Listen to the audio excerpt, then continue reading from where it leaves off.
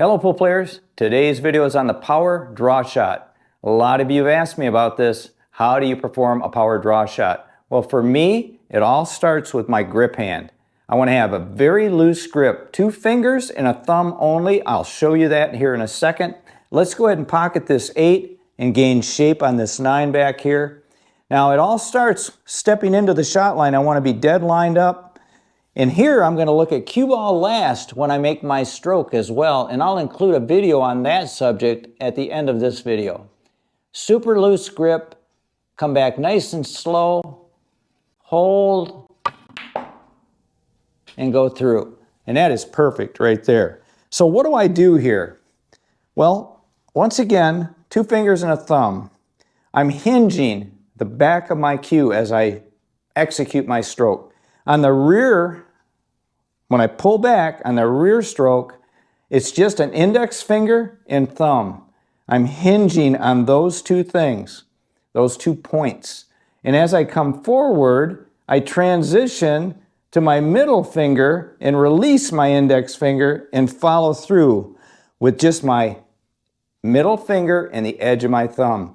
The last 2 fingers, my ring finger and pinky finger, are just along for the ride. They do not touch the cue. They just rest against it, but they don't manipulate it. Because if we grip the cue, we will not accurately go through the cue ball because we're going to manipulate the cue. We're going to grab the cue, clinch the cue, and move the cue offline.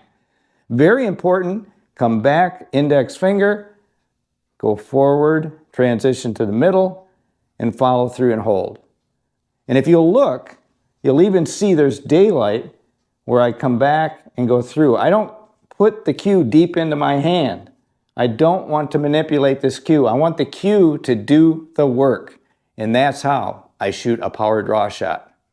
So now let's look more closely at my grip hand as I go through this shot.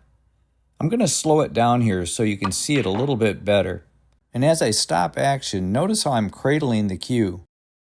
Then from there, it's like I'm almost throwing the cue into the cue ball. Here is a real good angle, and notice when I stop action how my hand is cradling the cue. I'm actually only holding my cue with my index finger and thumb at this point. From here, I throw the cue into the cue ball. And as I do this, my middle finger takes over from my index finger.